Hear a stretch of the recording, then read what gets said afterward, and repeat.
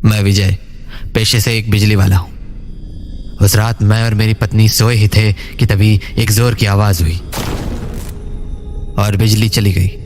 तो मैंने सोचा जाकर देख आता हूँ कि आखिर दिक्कत क्या हुई है। तभी मेरी पत्नी कविता बोली, अभी जाना जरूरी है क्या? हाँ, बिजली गई है तो मुझे ही देखना होगा ना। हाँ, पर अभी जाने की क्या जरूरत है? सुबह भी तो जा सकते हो ना। क्यों, अभी जाने में क्या दिक्कत है? ट्रांसफॉर्मर बूढ़े पेड़ के पास है, पता है ना? हाँ तो आपने बूढ़े पेड़ के बारे में नहीं सुना क्या? रात को कोई नहीं जाता है वहाँ। वो इलाका ठीक नहीं है। अरे थोड़ा सा काम है बस। बात थोड़े से काम की नहीं है, रात के वक्त वो जगह बिल्कुल ठीक नहीं है। भूल गए 1 साल पहले उन 2 लोगों का क्या हुआ था? किस हालत में मिले थे दोनों? बेचारों को देखकर ऐसा लग रहा था कि किसी ने उनका खून निकाल लिया हो। मेरी बात मानो, सुबह चले जाना, अभी मत जाओ। पर अभी 10 ही बजे हैं, 1 घंटे के अंदर तो मैं वापस भी आ जाऊंगा। आप मेरी बात क्यों नहीं समझते हो? गांव के लोग पागल थोड़े ही हैं जो उस जगह से डरते हैं। कभी देखा है किसी को वहाँ जाते हुए? शाम होने के बाद तो उस रास्ते से कोई गुजरता भी नहीं, और तुम्हें ट्रांसफॉर्मर ठीक करने जाना है। देखो, मैं तुम्हारी बात समझ रहा हूँ, इसीलिए कह रहा हूँ मैं जाकर एक बार देख आता हूँ। अगर लंबा काम हुआ तो मैं खुद लौट कर आ जाऊंगा। ठीक है? ठीक है। अगर आप 1 घंटे में नहीं लौटे ना तो मैं वहाँ आ जाऊंगी, याद रखना। आ जाऊंगा। अब चलता हूँ। तो मैं बूढ़े पेड़ वाले ट्रांसफार्मर के पास जाकर उस पर काम करने लगा। काम करते हुए मुझे लगभग 1 घंटा हो चुका था और अब तक मैं 4 बार फ्यूज बदल चुका था। पर हर बार फ्यूज लगाते ही एक बड़ा स्पार्क होता और फ्यूज जल जाता। मुझे समझ नहीं आ रहा था कि दिक्कत कहाँ आ रही है। तो मैं फिर से उस फ्यूज को बनाने में लग गया। मेरा सारा काम का सामान नीचे रखा हुआ था, तो हर बार मुझे नीचे उतरकर अपनी ज़रूरत का सामान उठाना पड़ता था और फिर वापस ऊपर चढ़ना पड़ता था। रात धीरे धीरे गहराने लगी थी और इसका अंदाज़ा मुझे आसपास के सन्नाटे से लग रहा था। चारों तरफ अजीब सी शांति फैली हुई थी। तभी पास वाले बरगद के पेड़ से ढेर सारे पत्तों के हिलने की आवाज़ आई और फिर सब कुछ शांत हो गया। मैं सहम के उस पेड़ की ओर देख रहा था, क्योंकि मेरे मन में अब भी मेरी पत्नी की कही हुई बातें चल रही थीं, जिस वजह से मेरे अंदर थोड़ा डर बैठ चुका था।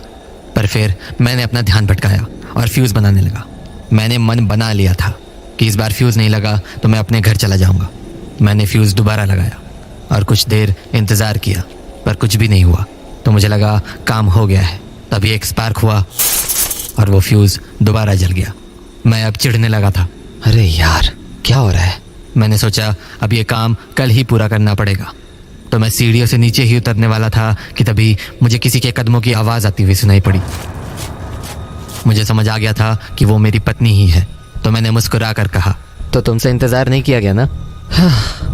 मैंने सोचा था देरी हो रही है तो इस ट्रांसफार्मर को कल ठीक कर दूंगा, पर अब तुम आ ही गई हो तो नीचे थैले से तार पकड़ा दो। पता नहीं इस फ्यूज़ को क्या हुआ है, 5 बार ठीक कर चुका हूँ, फिर भी कुछ ना कुछ खराबी आ जा रही है। हाँ, अरे ये वाली तार नहीं, वो तांबे वाली दे दो। मैं कुछ देर इंतज़ार करता रहा, पर कविता ने मुझे तार नहीं दिया। तो मैंने उससे कहा, अरे क्या करने लगी, तार तो दे दो, फिर कहोगे देरी हो रही है। पर उसने कोई जवाब नहीं दिया। तो मैंने फिर से बोला, कविता। जब इस बार भी उसकी आवाज़ नहीं आई तो मैंने पलट कर देखा, पर वहाँ मेरे अलावा और कोई भी नहीं था।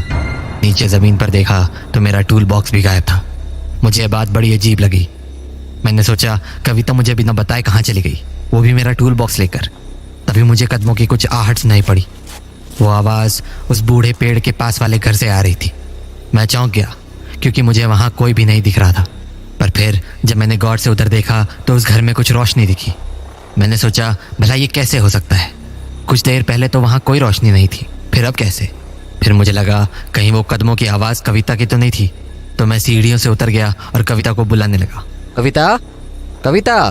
पर उसने कोई जवाब नहीं दिया। तो मुझे लगा घर के पास जाकर देखता हूँ। कविता, तुम अंदर हो क्या? कविता।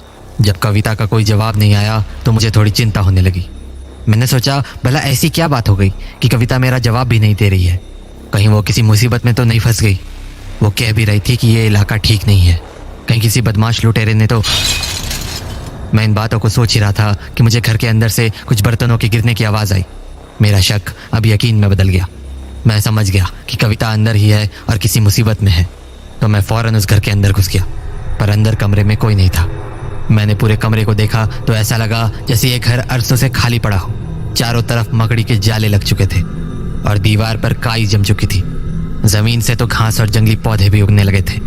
मुझे अब ज्यादा डर लगने लगा था। तभी सामने वाले कमरे में एक रोशनी दिखी।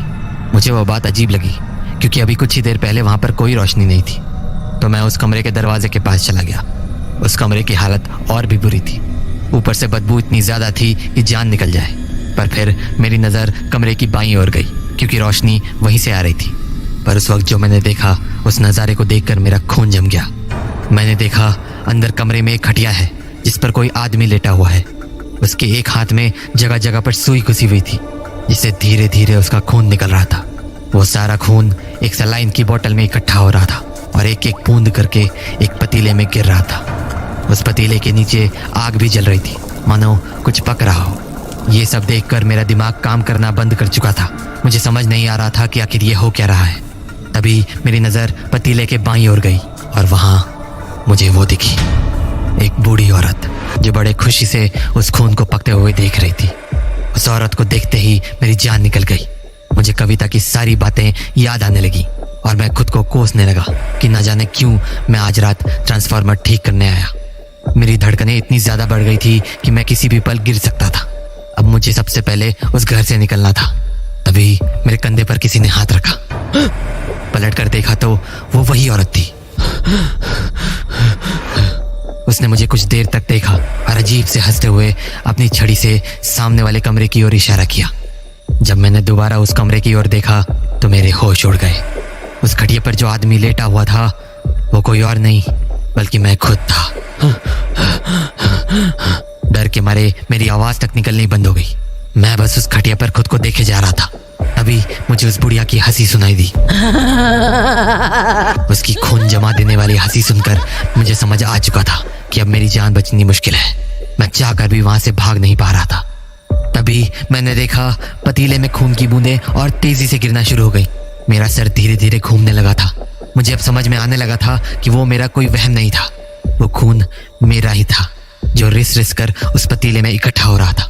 मैं धीरे धीरे अपनी आंखों के सामने खुद को मरता हुआ देख रहा था। तभी मेरी नजर खटिया के नीचे पड़े मेरे टूल बॉक्स पर गई।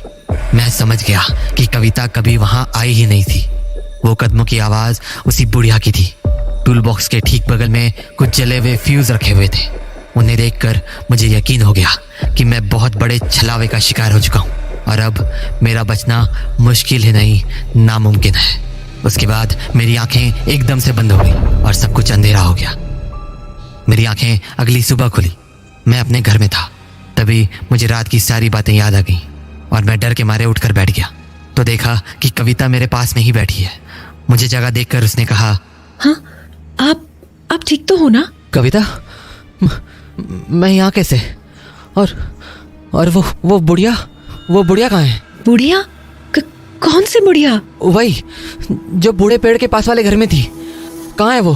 कहीं कोई नहीं है। तो तुम घर पर हो? मैं यहाँ कैसे आया? मैं लेकर आई। तुम?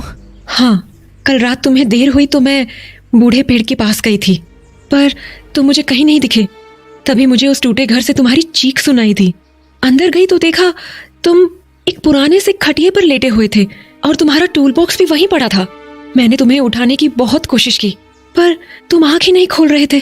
पता नहीं तुम्हें क्या हुआ था। तो तुम्हें वहां मेरे अलावा और कोई नहीं दिखा? नहीं तो क्यों? कुछ नहीं। मुझे नहीं पता कि उस रात मेरे साथ जो भी कुछ हुआ था वो सच था या बस मेरा कोई वहम।